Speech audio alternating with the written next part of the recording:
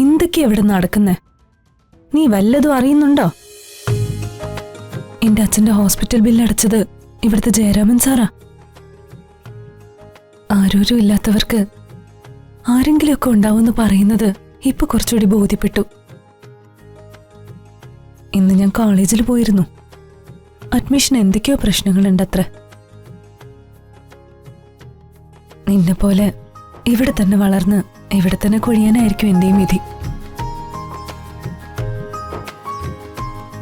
അച്ഛന്റെ കാര്യം ഓർക്കുമ്പോഴാ സങ്കടം.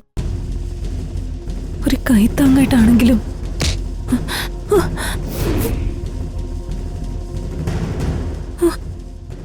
എണീക്കടി, വാ. എന്തിനാ? വരാനല്ലേ പറഞ്ഞ?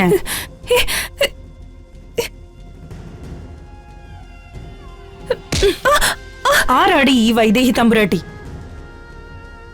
നീ അറിയാതെ ഇപ്പൊ ഈ സമയത്ത് ഇവിടെ ഇങ്ങനൊരു അവതാരം പ്രത്യക്ഷപ്പെടില്ല.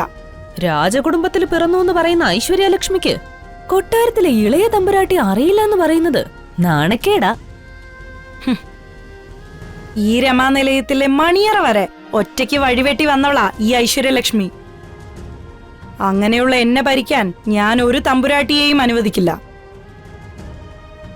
എനിക്ക് നേരെ ഇനി അവര് വന്ന ചുടുകാട്ടിലേക്ക് എടുപ്പിക്കും ഞാൻ. എന്നെ കൊണ്ട് അത് ചെയ്യിപ്പിക്കണ്ടെങ്കില് നീ വേഷം കെട്ടിച്ചു കൊണ്ടുവന്ന ആ വൈദേഹിയോട് ഇനി എന്റെ കൺമുന്നിൽ വന്നേക്കരുതെന്ന് പറയണം.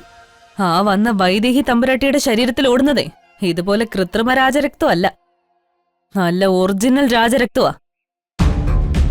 നോക്കിയും കണ്ടും അനുസരിച്ച് നിന്നില്ലെങ്കിലേ ചിലപ്പോ ഈ നിൽക്കുന്ന ഐശ്വര്യലക്ഷ്മിയെ ചുടുകാട്ടിലോട്ട് എടുക്കുമ്പോ ശരീരത്തിൽ തല കണ്ടൂന്ന് വരില്ല.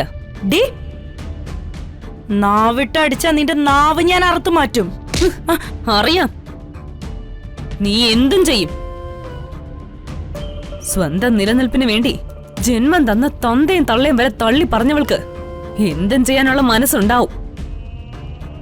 ദേ, ഒരു കാര്യം ഞാൻ പറയാം. തമ്പുരാട്ടി പറയുന്ന കാലം വരെ ഈ രമാനിലയത്തില് കല്യാണി ഉണ്ടാവും. അത് നിന്റെ വെറും മോഹം മാത്രമാ. ഈ രമാനിലയത്തിലെ അവസാന വാക്ക് അധികം വൈകാതെ തന്നെ ഈ ഐശ്വര്യലക്ഷ്മിയുടേതാവും. ഇതുവരെ അനുഭവിച്ചതൊന്നുമല്ല ഇനി നീ അനുഭവിക്കാൻ പോകുന്നത്.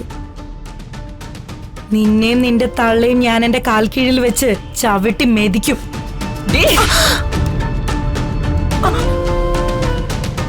ഇത് ഞാൻ തന്നില്ലെങ്കിലേ ഞാനൊരു മകളല്ലാതായി പോവും. നിന്നെ ഞാൻ മിണ്ടി പോരുത്.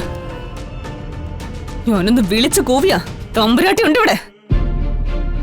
രമാദേവി വരെ ഓച്ചാനിച്ച് കൈ കൂപ്പി നിൽക്കുന്ന വൈദേഹി തമ്പുരാട്ടി.